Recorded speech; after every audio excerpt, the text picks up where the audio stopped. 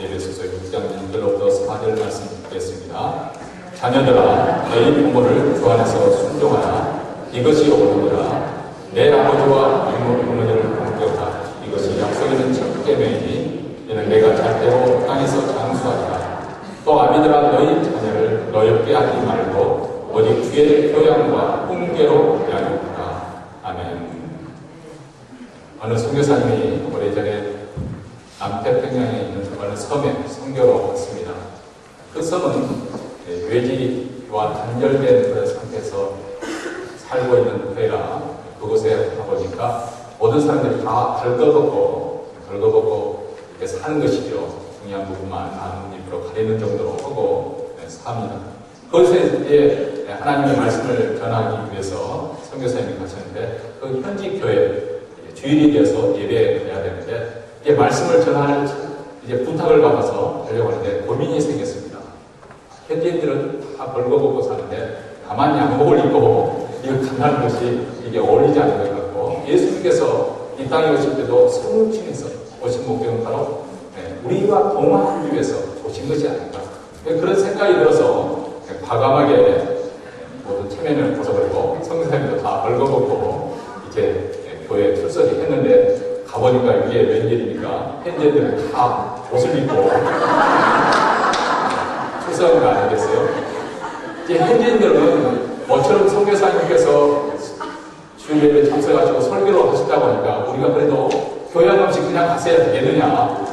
평소에는 벌거벗고 다녔지만은 그래도 주일예배 때 옷을 입고 다 이렇게 왔는데 선교사님만 벌거벗고 설교를 했다는 그런 말이 있었습니다. 왜 이 말씀을 드리냐면 이 선교사님이 생각하시는 것처럼 우리가 부모와 자녀의 관계, 특별히 우리가 어린이 가정의 날을 맞이해서 오늘 다시 한번 생각하면서 우리가 상대방의 입장, 상대방의 처지를 우리가 생각하는 그런 자세로 접근을 해야만이 정말 이 환난 많고 또 풍파가 많은 이 세상에서 슬기롭게 우리 가정이 은혜롭게 보호가 되어지고 또 그 가운데서 우리 자녀들이 아름답게 성장할 수 있을 거라고 생각이 들어서 말씀을 드렸습니다. LA에 소재한 동양선교회 현재 담임 목사로 섬기는 박영 목사님이 계십니다. 이분은 원래 1.5세에서 2세 목회를 아주 잘 하신 분이십니다. 그런데 이분이 2세 목회 잘 하고 있던 2세 목회를 또 즐기고 있던 2세 목회를 내려놓고 1세 목회에 뛰어들어서 지금 1세 목회를 아주 그냥 선교회 담임 목사를 통해서 지금 잘 하고 계십니다. 아주 무지가 많은 교회였는데 지금 3년째인가 4년째인가 되지만은 아주 목회를 어려움을 잘 극복하고 계십니다. 이분이 왜 이렇게 1세 목회로 뛰어들게 되는가 생각해보니까 물론 자기 자신이 2세 목회에서 이렇게 성공적으로 잘하고 있고 또 2세들이 아주 좋아하고 있지만은 이렇게 해서는 우리 한국교회의 미래가 장래 소망이 없었겠다 그런 생각이 들더라는 거죠. 통계에 의할 것 같으면 대학을 졸업하고 우리 자녀들이 취직해서 직장생활에 흩어지는데 대개 교회에 나오는 그 아이들 가운데 80~90%가 교회를 또 떠난다는 그런 통계가 나와 있습니다. 한마디로 해서 사이런 엑소더스, 조용한 탈출이라고 그렇게 부르는 것이죠. 물론 어느 날 언제 또 다시 돌아올지는 모르겠습니다만 어쨌든 우리 2세들이 더 이상 교회에 출석하지 않는다는 것입니다.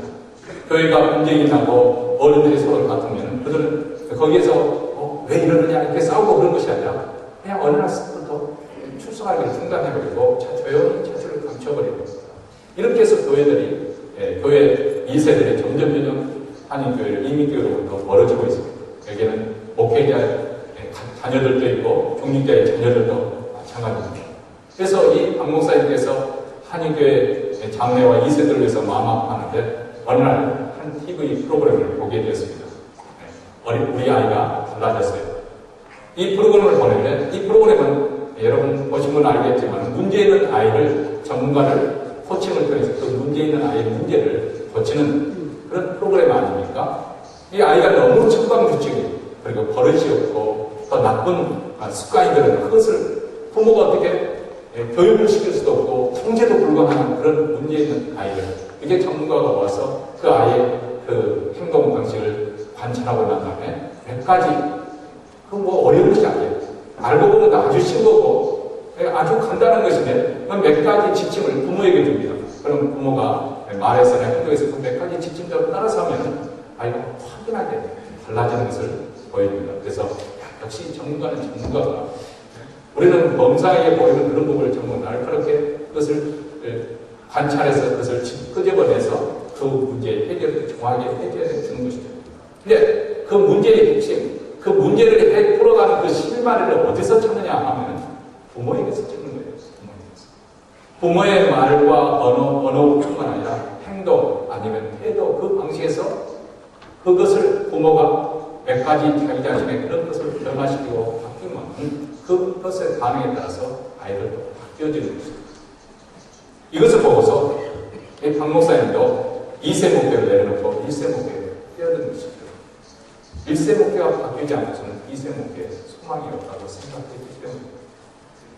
여러분, 지난 역사가 이것을 잘 보여주고 있지 않습니까? 우리 한인 이민 역사는 1903년 하와이 호놀루에 첫 한인 이민자들이 사탕수수에 노동자로 와서 이민 역사가 시작이 되었습니다. 그리고 나면 비로소 한인 이민교회도 또 시작이 되었죠. 그때 당시 이민교회는 참 많은 일을 했습니다. 이 샌프란시스코도 상당히 오래된 이민 역사를 가지고 있고 또 이민교회도 오래된 역사를 가지고 있지만은 그때 당시에는 많은 어려운 일들을 그 이민교회가 잘 판단을 했습니다. 특히 일제치하에 있는 그 조국을 위해서 독립운동 하시는 분들을 또 후원하는 일, 이 모금에서 후원하는 일들을 참 지금도 역사적 기록에 의하면 얼마나 그들이 열심히 그 일에 동참했는지 그 기록을 잘 보여주고 있죠. 근데 어쨌든 이 하와이의 호놀루에 가보면 지금도 첫 이민교회가 세워진 곳에 아름답게 세워져 있는데 불행히도 그 후손들은 어디로 가는지 알 길이 없다는 것이죠.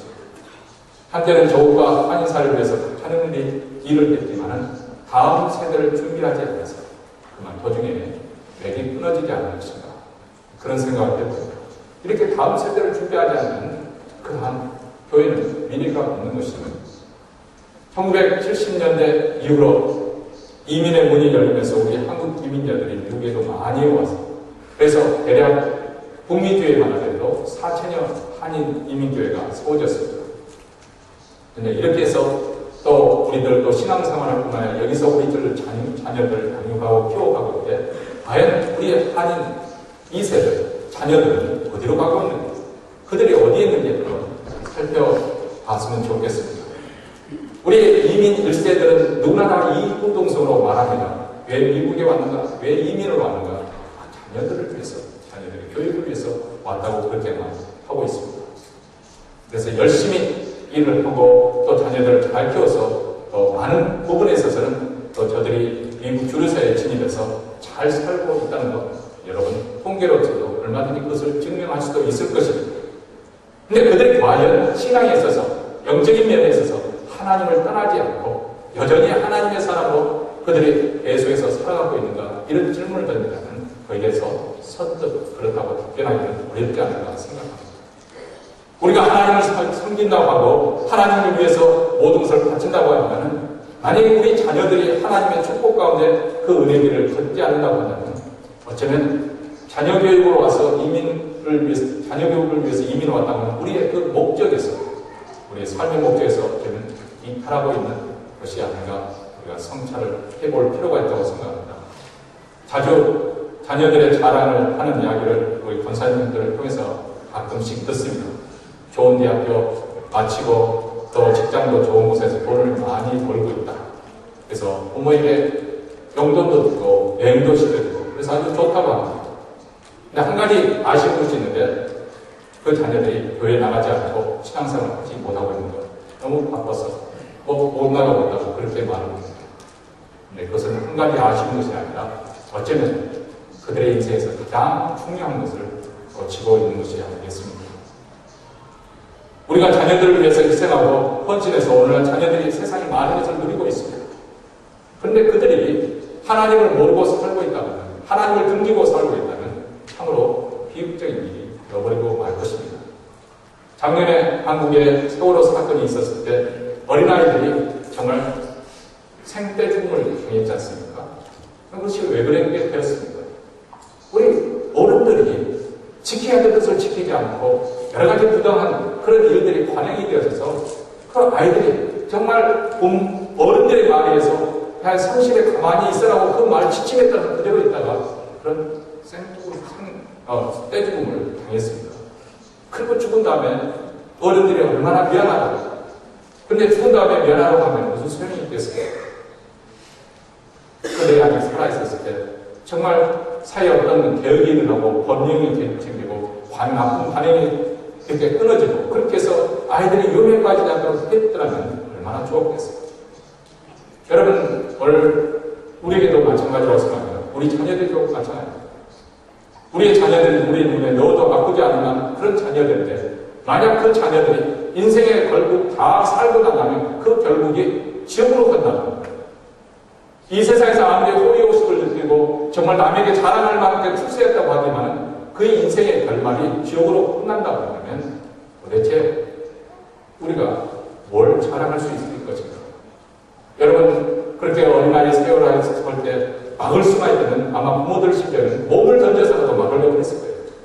오늘 이 세대, 우리 살고 있는, 이 시대에 살고 있는 우리들도 우리 자녀들을 위해서 생각할 때 그것을 영적으로 우리가 볼 수만 있다면 우리가 몸을 던져서라도 그들로 책임을 지고 그래서 바르게 신앙생활하도록 노력하지 않겠습니까? 역사는 되풀이된다는 말이 있습니다. 이것은 오늘날만 해당되는 것이 아니고 또 우리 시대만 해당되는 이야기가 아닙니다. 구약성경 사사기 시대를 보면 사사기 시대 이스라엘 역사도 여전히 그것이 되풀이되고 있다는 것을 우리가 알 수 있을 것입니다.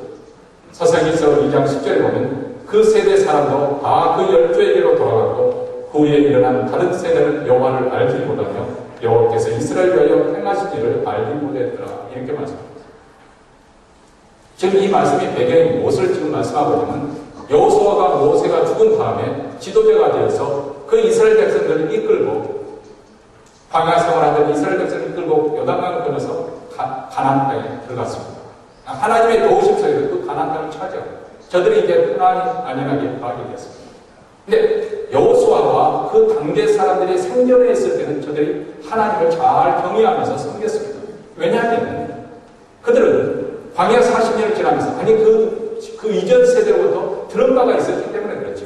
그들이 400년 동안 애국에서 노예 생활하고 있었는데 하나님께서 어떻게 10가지 죄를 위해서 정적적으로 출애굽할 수 있도록 해주시고 또 홍해가 갈라지는 그런 기적적인 상황에서 그 바다를 마른 땅같이 건너게 하시고 또 광야에 있을 때 불기둥으로 또 불기둥으로 인도하시며 또 만나를 보이시고 메추라기를 보이시고 그리고 반세에서 생수가 터지게 하는 이 하나님의 살아계신 생생한 그 역사 체험에서 그들이 생존할 수 있었다는 것을 그들은 이것은 지식으로 얻어진 것이 아니라 몸으로서 그 지식으로서 체득되는 그 신앙을 위해서 여호와를 잘 섬겼다 그 말입니다. 근데 그 세대 사람들이 죽고 그 다음 세대가 있는데 그 다음 세대는 이 여호와 하나님을 알지 못했다는 거예요. 그리고 하나님께서 어떤 은혜를 베풀어서 그들이 이 가나안 땅에 살게 하셨는지 그것을 까맣게 잊어버리고 그들은 다시금 하나님께서 경고하시고 또 경고하셨던 그 가나안 족속들이 섬겼던 그 우상을 섬기기 시작했다는 것이죠. 여러분, 한 세대만 건너뛰면 이렇게 신앙이 죽어버립니다. 아니, 한 세대만 그러겠습니까? 우리는 또 수없이 신앙이 부침이 되잖아요. 한때는 열심히 믿었던 사람들이 신앙이 식어버리고 신앙에서 물러서도 떨어져 나가는 경우가 얼마나 많은지 모르겠어요. 이것이 엄연한 우리 앞에 놓여있는 현실입니다. 우리 교회와 우리 가정이 현재 직면하는 문제이기도 합니다. 과연 이런 상황 속에서 우리 자녀들을 어떻게 하나님의 사람으로 또 우리 가정이 어떻게 하나님을 경건하게 믿는 정말 하나님을 경외하는 그런 가정이 될 수 있을 것인가. 올 가정의 달을 맞이해서 우리는 두 번째로 생각해 보려고 하는 것입니다. 부모와 자녀의 관계. 지난 시간에 우리가 가정의 목적이 무엇이냐? 이 남편과 아내의 그 관계를 통해서 그것을 생각해 보았습니다. 가정의 궁극적인 목적은 행복이 아니라는 거예요. 아니, 행복할 수만 있다면 참 좋겠지요. 그렇게 또 되어지기를 또 우리가 하나님께 기도를 해야 되겠죠. 그러나 가정의 궁극적인 목적은 행복을 넘어서서 거룩이 목적이다. 하나님께서 가정을 부르신 그 목적이 있는데 궁극적인 것은 성도들이 하나님 앞에 그때 거룩한 성도로 서게 하는 거예요. 그래서 우리가 그 하나님의 그 영광스러운 그 날에 들어가는 거예요. 이것을 하나님께서는 원하신다는 것을 지난 시간에 우리가 배웠습니다. 오늘은 성경적인 부모와 자녀의 관계는 어떤 관계가 되어져야 되는 것인가? 아니 성령 충만 가정에서는 부모와 자녀의 관계가 어떤 모습으로 이렇게 이루어져야 하는가 하는 것을 우리에게 말씀해 주고 있습니다. 첫 번째로는 먼저 자녀들에게 부모를 순종하고 부모에게 존경하라고 그렇게 말씀을 하고 있습니다. 우리는 이미 지난 시간에도 사회적으로 우월한 위치에는 남편에게 아내를 그만 학대하고 아내를 사랑으로 대하라 이렇게 먼저 말하지 않고 오히려 아내에게 먼저 고면을 하잖아요. 남편에게 순복하라, 복종하라 이렇게 말하죠. 또 오늘 말씀도 보면 사실 그 당시에는 그 가부장적인 그런 사회 제도이기 때문에 로마적 교회에서는 아버지의 권한이 굉장히 악강을 했거든요. 자녀들의 인권이라는 이런 것이 아니라 정말 아버지의 결정에 따라서 모든 것이 결정이 되어버리는 그런 상황에 있었음에도 불구하고 여기 보니까 아버지에게 먼저 고면해서 아이들의 인권을 잘 보내서 돌봐라 이렇게 말하지 않고 자녀들에게 부모에게 순종하라 이렇게 고면하죠. 우리가 다음 시간에 살펴볼 종과 주인과의 관계도 마찬가지입니다. 우리가 상식적으로 생각하는 주인들에게 더 너그러운 마음으로 사랑으로 종들을 보살펴라 이렇게 말할 것 같은데 남용이 되었고 있으니까 그렇게 말할 것 같은데 종들에게 공면하죠. 상관을 이게 잘하라고 그렇게 먼저 고를 합니다. 자, 이것이 바로 세상 철학에서 세상 삶의 철학에서 볼 수 없는 기독교 신앙만에 보여줄 수 있는 아주 특별한 부분입니다. 이거에 대해서 또 제가 시간을 관계상 다 말하지 않겠지만 어쨌든 기독교의 신앙은 우리가 생각할 때 그런 상식을 뒤엎는 그런 부분이 있다는 것을 우리가 염두에 두시고 오늘 말씀에는 먼저 자녀들이 부모에게 순종하고 고면을 합니다. 우리 크리스찬 자녀들은 주 안에서 부모의 권위를 존중하며 순종해야 될 것을 말씀합니다. 마음이 내키지 않고 탐탁지 않고 존경하라고 그렇게 말씀합니다. 그 이유가 무엇이냐? 첫째로 그것이 옳으니라 이렇게 말씀을 합니다. 옳기 때문에 우리가 그렇게 해야 된다는 거예요. 여기서 옳다고 하는 것은 그것이 도덕적인 관점에서 옳다는 그런 뜻에서 여기서 말하는 것은 아닙니다. 여기서 옳다는 것은 그렇게 부모에게 순종하는 것이 하나님의 창조 질서에 따르는 것이고 또 하나님께서 세우신 질서를 존중하는 것이기 때문에 그렇다는 것입니다. 하나님께서 우리에게 가정을 주셨는데 이 가정에 대해서 부모는 자신들을 돌봐주고 자녀는 부모에게 순종하는 것이 본래 하나님께서 이 가정을 세우실 때의 창조 질서라고 말씀합니다.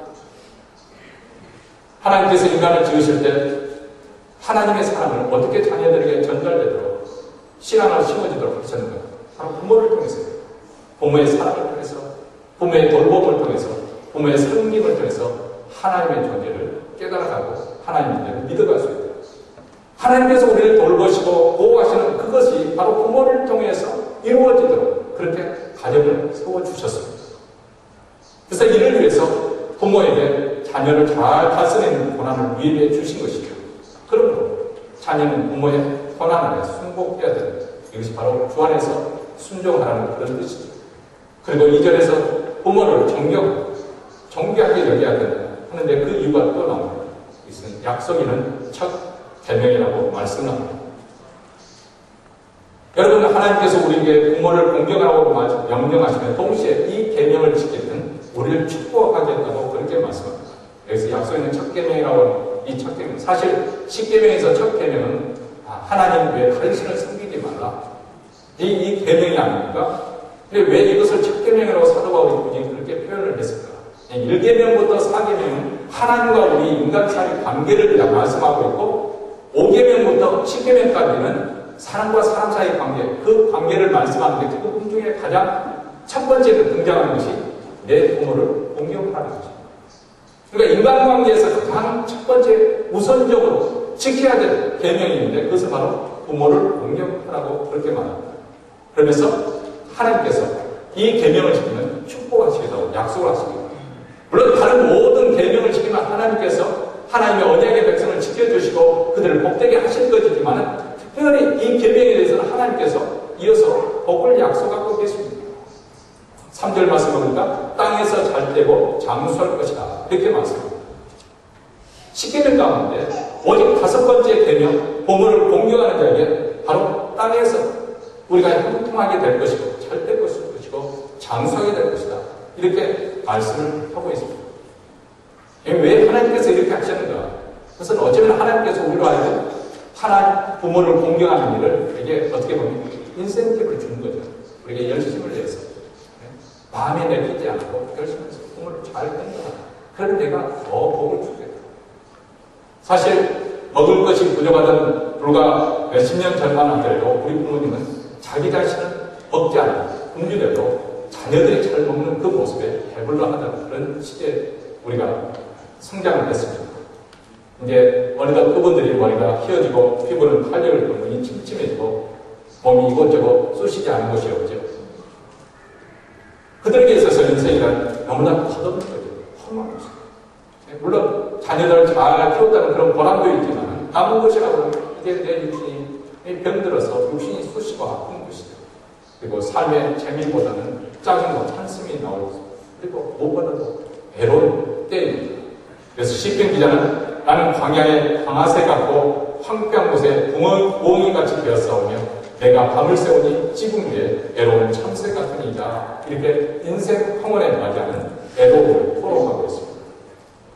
이런 관점에서 보면 우리가 자녀들이 잘 되어서 부모님에게 용돈 드리는 것도 참 중요하고 또 좋은 음식 사드리는 것도 중요하지만 그러나 무엇보다도 효도는 무엇이냐? 부모의 마음을 잘 헤아려서 그 마음을 흡족게 해드리는 것. 그것은 물질로만 되어지는 것이 아니죠. 말 한마디에도 공손하게 얼마든지 부모의 마음을 흡족하게 해드릴 수 있는 부모의 마음에 씁쓸하지 않고 그 화한 마음을 기쁘게 해드리는 것. 이것이 진짜 효도이죠. 그렇기 때문에 효도가 할 수 있는 가장 좋은 중요한 방법, 가장 최고의 효도는 무엇이냐? 그 부모님의 영혼이 잘 되도록 도와드리는 것입니다. 이제까지 살아온 인생이 허망하게 느껴지고 자식들도 그 빈 마음을 채워주지 못할 때 오직 하나님의 도우심과 그리고 은혜로만 처음을 받을 수가 있고 또 위로를 받을 수가 있어요. 성령께서 위로하심으로 그들의 인생에 남은 여생을 살아갈 수 있는 힘을 얻게 되는 이것이 참 소중한 거 아니겠습니까? 그렇기 때문에 특별히 우리가 하나님을 믿지 않는 부모님을 이 살아계신다고 다니라고 한다면 우리가 부모님을 위해서 기도해야 될 이유가 여기 있습니다. 그들을 위해 복음을 전하는 게 가장 중요한 효도 중에 하나인 것입니다. 어떤 때서든지 부모님이 예수를 믿어서 영접하시도록 도와드리고 또 그래서 그분이 천국에 대한 소망을 가지고 남은 생, 애롭고 쓸쓸하고 또 병든 그 육체를 이끌면서 하나님 천국을 바라보면서 살 수 있도록 도와드리는 것. 이것이 가장 중요한 것이고 긴급한 일이 될 것입니다. 저희 교회는 참 어떻게 보면 감사하죠. 연로하신 분들이 어떻게 복음을 받아들이고 저는 그것이 참 사실 통계에 의하면 그 아이들 티네이저 18살 이전에 복음을 받아들이지 않으면 일생 동안 하나님과는 상관없는 인생이 될 가능성이 아주 크다고 합니다. 실제로 교회에 출석하는 사람들 70, 80%는 이미 어렸을 때 신앙교육을 받았던 사람이라는 통계가 미국에 통계가 나와 있습니다. 근데 저희 교회는 바빠서 이제 그동안 교회에 나오시지 않았고 신앙과는 상관없이 살았던 분들이 어떻게 해서 교회에 출석하게 되고 또 세례까지 받은 거 보면 참 대단한 은혜를 받았구나 그런 생각을 하게 됩니다. 어쨌든 이런 분들이 하나님을 믿게 되는 것, 이 땅에서 누릴 수만 있다면 참 누리는 것도 그래서 그것을 통해서 위로해드리는 건 참 귀하겠지만 그러나 이 땅에서 어쨌든 우리 부모님들이 만족할 만한 그런 세상이 아니잖아요. 또 우리가 그렇게 다 해드릴 수도 없는 것이고 그렇다면 그분에게 드릴 수 있는 최고의 선물은 무엇인가? 천국에 대한 소망입니다. 천국에 대한 소망. 마태복음 15장에 보면 우리가 자칫되면 우리 신자들도 전형적인 어떤 잘못된 어떻게 불의를 저지를 수 있다는 그런 모습이 15장에 나오고 있습니다. 그 당시 유대인들이 이 고르반 제도를 이용을 해서 부모님을 공양하지 않는 것이죠. 이 고르반이라는 것은 무엇이냐면 하나님께 이렇게 자기의 어떤 재산이나 물질을 구별해서 바친다는 그런 선언인데 자기 자신의 그 늙은 부모님을 공양한다는 것이 자기 재산을 축내는 걸로 생각해서 이게 그렇게 해서는 안 되는데 골반이라고 선언을 해서 마땅히 해야 될 의무를 게을리하고 이행하지 않는 것이죠. 그러니까 다시 말하면 내 재산을 하나님께 바쳤습니다. 이렇게 선언을 해버리고 하나님을 성리지로 제대로 안으면서 부모님도 챙기지 않아요. 그래서 우리 주님은 그런 자들을 가르쳐서 외식하는 자들이라고 책망을 하고 또 사도 바울도 이런 위선적인 태도를 가르쳐서 디모데전서에 이렇게 경고를 합니다. 누구든지 자기 친족, 특히 자기 가족을 돌아보지 않으면 믿음을 배반한 자요 홀씬 자보다 더 악할 자다. 우리 한국의 기독교와 빨리 기독교 역사가 같다 보니까 그 과정에서 조금 무리한 일들도 많이 있었지 않습니까? 그래서 또 오해가 되어지고 비판과 비방을 받는 일들도 많이 있습니다. 가령 기독교는 표를 모르는 종교다, 보류하는 종교다, 그렇게 많은 비판을 받았습니다. 왜냐하면 제사도 지내지도 않고 또 사실 우리가 신앙생활을 열심히 하다 보면 특히 교회 중직되다 보면 사실 가정에 일어나는 가정뿐만 아니라 대소사, 친척들의 대소사를 제대로 챙기지 못하는 그런 경우가 많이 있거든요. 예를 들어서 주일을 빠지고 결혼식에 가야 되고 이런 것에 사실 많은 경우에 제대로 하지 무시를 못하는 경우가 참 많이 있습니다. 이러다 보니까 예수 믿는 사람들이 A가 없다, 인사가 없다, 너무 이기적이다, 그런 비난을 들을 수가 있어요. 어떻게 보면 그런 빌미가 될 만한 일들이 분명히 우리에게도 있을 거라고 생각이 돼요. 이 고르반처럼 우리 그리스도인들이 마땅히 해야 될 의무를 제대로 하지 않으면서 하나님을 핑계로 해서 혹시라도 그런 비방을 듣는다면 그것은 하나님이 기뻐하시느냐 아니라는 것이죠. 그래서 사도 바울이 우리 믿는 자녀들에게 먼저 고면합니다. 너희 부모를 주 안에서 순종하라. 내 아버지와 내 어머니를 공경하라. 이렇게 말씀하고 있는 거예요. 이를 통해서 복음이 방해받지 않잖아요. 두 번째로 자녀들에게 부모를 순종하고 공경하라고 명하는 데 이어서 부모가 자녀들에게 그러면 어떻게 해야 될 것인가? 특별히 아비들에게, 아버지에게 명하고 있습니다. 너희 자녀를 넓게 하지 말고 오직 주의 교양과 훈계로 양육하라. 이렇게 말씀합니다. 이미 우리가 에베소서 서신을 공부하면서 계속 그 시대의 배경을 이야기했습니다. 그 사회는 아버지 중심의 가부장적인 제도이기 때문에 지금은 감히 상상조차 할 수 없는 자식들에 대한 그런 아버지의 권한이 아주 막강하지 않습니까? 요즘 시대는 요즘 젊은 분들, 저희 교회 출석하시는 분들 보면 주일예배 드릴 때 보면은 다들 아버지가 아이를 안고 예배를 드립니다. 밖에서 서성거리고 불과 1, 20년 전만 하더라도 아주 낯선 그런 풍경이죠. 그러니까 지금으로부터 2000년 전에 일어났던 일이니까 자칫하면 아버지의 그런 일방적인 그런 독선과 억압으로 인해서 마음이 열린 자녀들이 상처받게 하죠. 그래서 그 상처로 인해서 평생 동안 고통을 당하고 그래서 그들이 가지고 있는 잠재력을 토수 피워보지 못하고 시들어버릴 수 있는 그런 상황에서 사도 바울은 말하고 있는 자녀들을 노엽게 하지 말라고 그렇게 명하고 있습니다. 이 노엽게 하지 말라, 그 말은 그들의 마음이 아주 낙담하여서 그래서 아주 자포자기가 되어버리는 그런 상황이 되지 않습니다. 낙심케 하지 말라, 그 마음에 쓴뿌리가 되는 그런 상처를 주지 말라고 그렇게 말씀하고 있습니다. 그러니까 부모가 자녀를 교육시켜야 되는데 그 앞서서 성결 조건이 있는데 그것은 노엽게 하지 말라는 것입니다. 노엽게 하지 않으려면 부모가 그런 권한을 가지고 있지만 자기 자신을 절제할 수 있는 그런 자제력이 필요하다. 특별히 우리가 에베소서 5장에 보면 술 취하지 말라, 이는 방탕한 것이니 성령 충만함을 받아라. 이 말씀이 이어지고 나면 이제 부모와 아내와 남편과의 관계를 말하고 있고 또 부모와 자식과의 관계를 말하고 있고 그리고 종과 상견과의 관계를 말하고 있지 않습니까? 왜 성령 충만이 선행되어야 되는 것인가? 특별히 왜 아버지가 먼저 성령 충만해야 되는 것인가? 성령 충만을 왜 우리가 힘써야 되는 것인가? 그러면 성령 충만하기 때문에 성령께서 우리의 인생을 주도하시기 때문에 우리 자신을 사로잡으셔야 되면 우리가 우리 자신을 잘 통제할 수 있는 힘을 얻게 됩니다. 내 자신을 절제할 수 있기 때문에 자녀들에게 적절하게 감정이 개입되지 않은 상태에서 교육을 할 수 있기 때문에 그렇습니다. 만약 그렇지 않고 화가 난 상태에서 통제하면 자녀들이 노여워할 수가 있다는 말입니다. 그뿐만 아니라 우리가 자녀들이 노여워하는 또 한 가지 이유는 우리의 그 변덕스러운 그 말과 행동 때문에 자녀들을 노엽게 하고 오히려 역효과가 일어나는 경우가 참 많잖아요. 그렇죠? 그러니까 다시 말하면 우리가 자녀 교육을 할 때 그 가정은 나름대로 원칙이 있고 또 어떤 규칙이 있어서 그것에 일관성 있게 끌어가야 되는데 어떨 때는 자녀가 정말 잘못해서 약간을 맞이해야 될 그런 상황인데 부모가 너무 기분이 좋아가지고 그냥 대수롭지 않게 그랬냐 하고 넘어가 버리는 그런 경우가 있고요. 어떨 때는 그냥 넘어가 줄 수 있는 그런 일. 저도 이제 그것을 구분을 하려고 하는데 얘가 아직 미숙해서 실수를 했느냐 아니면 고의적으로 고집을 피운다든지 아니면 그것을 가르쳐주면서도 듣지 않는다 이런 것들을 구별을 하는 거예요.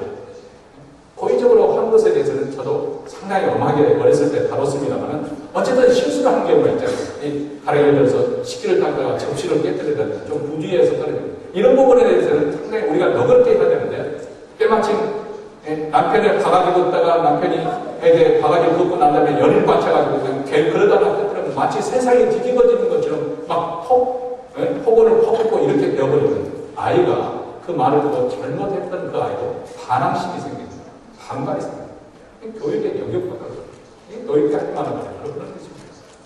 하지만 그때마다 그 부모의 감정에 따라서 기준이 달라지고 그렇게 일관성 없이 하게 되면 아이들이 혼동이 일어나고 정말 어떻게 해야 되는 혼동이 일어나고 나중에는 부모에 대한 원망과 또 불순종의 마음을 갖게 된다는 말이죠. 그래서 사도 바울은 우리에게 우리의 어떤 기준과 생각 그리고 감정에 따라 자녀를 대하지 않고 주의 교양과 훈계로 양육하라 그 기준을 제시해 주고 있습니다. 우리 크리스찬 부모들이 가져야 될 중요한 삶이 바로 여기 있습니다. 주의 교훈과 교육. 한마디로 말해서 하나님의 말씀에 따라 자녀들을 양육시키라는 것이겠죠. 근데 하나님 말씀에 대해 양육시켜야 되는데 이게 말로만 가지고 되어지는 거 아니라는 걸 우리가 잘 알잖아요. 가장 힘든 부분이 바로 이 부분입니다. 행동으로서 우리가 먼저 모범이 되어져야 되는 것입니다. 우리 신앙생활의 1차적인 훈련 장소는 바로 가정입니다. 뭐 그렇게 오해하거나 착각하는 분이 우리 교회는 없을 거라고 생각합니다. 어떤 분은 신앙교육은 학교 교육, 세상교육은 학교에서, 신앙교육은 교회에서 이렇게 생각하시는 분들이 많이 있습니다. 그것은 잘못된 오해죠. 한번 상식적으로 생각해 보십시오. 우리 자녀들이 교회에서 보내는 시간은 불과 일주일에 30시간밖에 되지 않습니다. 나머지는 다 가정에서 이루어지고 또 학교 생활에서 이루어집니다. 근데 30시간 교회에 보내면서 그것도 어떨 때는 뭐 이것저것 통계해서 부모님들이 교회 가고 싶지 않으면 그냥 오늘 시작하고 방학을 해버리는 그런 경우도 있잖아요. 그런 경우가 있는데 그것을 하면서 또 교회에게 신앙교육을 해주기를 기대한다는 것은 사실 무리입니다. 하나님께서 우리에게 요구하시는 신앙교육의 1차적인 훈련 장소는 어디 있느냐? 가정입니다. 부모님이 주의 교훈과 훈계로서 이렇게 훈련시켜라. 여기서 교양이라고 표현을 했습니다. 원래 영어 번역에 보면 트레이닝, 훈련시키는 일. 말씀에 따라 그렇게 되도록 될 때까지 계속해서 훈련을 시키는 일이 부모의 책임이고 훈계, 그들에게 교훈을 줘서 그 마음에 새기도록 하는 것이 부모의 책임이라는 거죠. 그러려니까 우리 부모님들이 하나님 말씀에 밝아야 되겠죠. 아니 부모님들이 먼저 하나님 말씀에 교육을 받아야 됩니다. 부모님 자신들이 하나님 창조책을 펴서 그 말씀을 읽으면서 그 말씀을 통해서 교훈을 받고 책망을 받고 바르게 함과 의로 교육하는 모습을 보여줘야 된다는 거죠. 저와 여러분이 이 땅에 사는 부모로서 사실 교육받고 부모 된 것이 아니잖아요. 그렇죠? 다 남들처럼 하니까 다 할 줄 알았는데 해보니까 어렵더라고요. 저도 해보니까 어렵더라고요. 참 힘든 것이 부모인데 사실 다른 세상 모든 것은 다 몇 시간이라도 교육을 다 시키는데 부모 교육은 그런 게 없잖아요. 부모 교육에 있어서 가장 중요한 부분은 우리가 하나님 말씀에 의해서 교훈을 받고 또 잘못된 것을 하나님 말씀에서 책망을 받고 그렇다면 어떻게 내가 의로운 길로 가야 되는가? 의로 바르게 함을 받고 또 교훈에 그 의의 길로 계속 걸어갈 수 있는 그런 부단한 노력하는 모습. 겸손하게 하나님 말씀에 순종하고자 애쓰는 그런 부모의 모습을 우리가 보여줄 때 우리 부모님은 정말 하나님을 경외하는 분이구나. 그래서 하나님 말씀에 순종하기 힘쓰는 사람들이라는 이런 인식을 심어주면 아마 그 다음 이루어지는 교육들은 정말 아름답게 이루어지는 거라고 생각이 되어집니다. 이스라엘 왕 솔로몬은 그 부귀와 영광 극에 달했던 만큼이나 또 실패도 많았던 사람입니다. 그분은 이스라엘 신원 부흥을 위해서 7년의 대의 역사 끝에 예루살렘 성전을 완공해서 봉헌을 했습니다. 그런데 이분이 또 인생 후반에는 이방신을 섬기게 돼서 신앙생활에 실패한 사람이 되어버리고 말았습니다. 하나님께서 주신 탁월한 지혜를 가지고 참을성을 씁니다.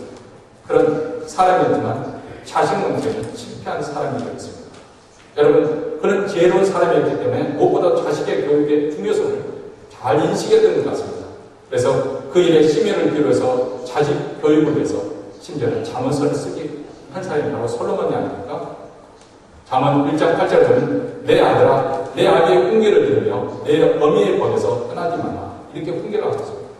내 아들아 이 잠언 1장부터 7절까지 무려 13번이나 이 말씀이 반복이 되어지고 있습니다. 하지만 잠언의 모든 교훈이 1차적으로 자신의 아들을 위해서 주어졌다는 것을 우리가 알 수가 있죠. 물론 여기에는 아들들이라고 표현도 되어지지만 아들아 이렇게 단수 호칭으로 되어진 거 보면 어쩌면 후계자로 정했던 아들 그 로밤을 염두에 두고 이 잠언서를 쓴 것이 아닌가 그렇게 생각할 수가 있습니다. 여러분 훗날 보면 이 로밤이 참 어리석게도 지극지고 아버지의 그 지혜를 담지 못해서 원로 대신들의 그 충고를 받아들이지 못하고 오히려 젊은 친구 자기가 자라를 함께했던 그 동무 친구들의 말만 듣고 그렇게 고집 피우다가 그만 왕국이 분열이 일어나죠. 반란이 일어나고 분열이 일어나죠. 다윗과 솔로몬의 영광스러운 통일 왕국에 어리석은 이 아들로 말하면서 하루아침에 무너져 버린 것입니다. 자, 여기서 우리가 질문을 던져보면 왜 천하에 가장 지혜로운 솔로몬 그리고 그 아들을 위해서 이렇게 말로서 훈계를 남기는 만큼 그렇게 했던 그 아들에 대한 교육이 실패했을까? 그것은 다름 아닌 그 아들에게 아버지의 모범을 보이지 못했기 때문이라고 볼 수 있겠습니다. 솔로몬 자신이 여러 이방 여인을 제해서 후궁을 700명이나 두었습니다. 첩들을 300명이나 두었습니다.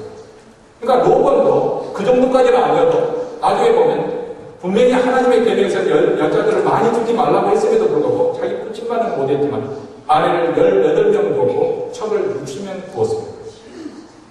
또 솔로몬은 나중에 보면 분별력을 성취해가지고 아스타를 열심히 섬기고 또 이방 여인들을 위해서 그들의 신을 산당을 지었습니다. 근데 이보다 한술 더 떠서 노아왕은 모든 산에 산당과 우상을 세우고 그래서 이런 말을 하면서 하나님의 편에서 떠나가게 되고 사회는 타락하고 심지어는 남색하는 자들까지 있었다고 그렇게 말합니다. 하지만 하나님의 나라, 하나님의 율법이 지배하는 그 다스리는 나라에 은혜가 충만해야 될 그 나라가 오히려 주위에는 열방들의 그 도덕적인 수면도구 미치지 못하는 그런 나라로 전락하고 말았죠. 결국 이로 와서 노아왕은 솔로몬 왕의 그 아버지의 그 말로 그 교훈으로서 통계를 제대로 갖지 못하고 오히려 말보다 행동을 더 본받으면서 볼 수가 있어요. 더 큰 영향을 미쳤다고 결론을 낼 수가 있겠습니다. 이 부분에 대해서 우리가 한번 진지하게 생각해 볼 필요가 있습니다. 우리 자녀가 부모의 꿈을 떠나서 타지로 갈 때 과연 여러분은 확신할 수 있겠습니다. 내 자녀는 세속에 물들지 않고 하나님 앞에서 자신을 순결하게 지켜갈 것이다. 이런 믿음을 가지고 여러분의 자녀를 세상으로 보낼 수 있겠습니다. 저도 이제 큰애가 이번에 고등학교를 졸업하고 대학교를 갔잖아요. 내가 학교에 이제 아이들을 아침에 주면서 생각을 해보니까 얘들을 위해서 내가 실질적으로 목사로서 주일마다 설교를 하고 또 성경을 가르쳤지만 우리 자녀들을 위해서는 성경 가르친 게 없어요. 조금 이건 아닌데 어느덧 얘들이 이렇게 컸구나 생각이 되니까 어떻게 해야 될지 모르겠어요. 그래서 우선 내가 다른 것은 할 수 없지만은 한 가지 꾸준히 할 수 있는 것은 해보자 해서 이제 아침마다 문제를 하면서 그 디보션 책 하나 에트모스라고 아주 기독교 고전 책이 있는데 매일매일 일용한 양식처럼 읽을 수 있는 그런 분량이 있습니다. 그 책을 선정해서 얘들한테 읽게 하고 그것을 돌려서 읽게 하면서 이렇게 학교에 데려다니는 한다고 그렇게 했었는데요. 저 목회자인 저 자신도 막상 이제 졸업해서 대학교 보내려고 하니까 물론 알아서 잘 하겠지만은 또 교회에서 배운 것도 있고 하겠지만 실질적으로 부모로서 내가 말씀을 먹인 것이 별로 없다는 것을 제가 스스로 깜짝 놀랐습니다. 과연 이들이 악한 친구의 꾀에 빠지지 않고 하나님의 삶으로 잘 살아갈 수 있을까? 그러므로 우리는 자녀들 우리 품 안에 있을 때 하나님의 말씀과 기도로서 잘 양육을 해야 되겠습니다. 이미 부모 품을 떠난 자녀가 있다고 하면 이제 부모 없은 기도입니다. 사실 그렇죠. 다 성장한 자녀들을 놓고 우리가 어떻게 하겠어요? 달성 어떻게 할 수 없는 거 아니겠어요? 뒤에 우리 유기옥 권사님 계시는데 또 한번 우리 유기옥 권사님 간증을 신방했을 때 했던 간증이 말씀을 제가 이용을 해도 괜찮을지 모르겠네요. 그렇죠? 권사님? 제가 유기옥 권사님 오래전 이야기인데 우리 유기옥 권사님이 저희에게 꾸준히 출석하시면서 하나님의 은혜를 깨닫게 되었습니다. 하나님의 친신한 믿음을 갖게 되었습니다. 본인에게 믿음이 들어가니까 제가 신방했을 때 목사님 내가 하나님을 믿고 보니까 이렇게 좋고 이렇게 은혜가 되는데 그러다 보니까 내 마음이 아픈 것이 아닌가. 그래서 바로 내가 이렇게 하나님을 믿지 않았을 때 젊었을 때 하나님을 믿지 않아서 우리 자녀들을 신앙으로 양육하지 못했던 그것이 늘 마음에 걸리는 내 자녀들이 찾아올 때마다 너희들 교회 가면 이제 머리가 다 큰 장사가 타이गर 아들들도 이제 학교도 가고 이렇게 하는 애들 예언이 그러니까 세상적으로 봤을 때는 다들 효도하고 또 세상 직업도 뭐 의사 아들 둘이 의사고 또 따님은 영감 판사고 그렇게 잘 키웠는데 정말 또 어머니에게 깍듯이 그렇게 잘 모시고 효도를 번갈아가면서 찾아와서 효도하는 그런 아들이지만은 우리 권사님 마음에는 자기가 막상 은혜를 받고 보니까 내가 왜 젊었을 때 교회에 나오지 않아가지고 자녀들로 신앙훈련을 시키지 않았는 거예요. 그래서 늘 마음이 아파서 그 자녀들을 위해서 기도한다는 그런 말씀을 이렇게 저에게 들려주시거든요. 사랑하는 성도 여러분, 이 땅에 있는 동안은 우리가 남들보다 더 앞서가고 성공하고 출세하고 그것이 참 부럽고 좋은 일입니다. 그렇게 되기를 바랍니다. 또 우리 믿는 성도들 그렇게 되어서 우리 자녀들이 이 땅을 또 그렇게 건강한 사회로 이끌어가야 될 것입니다.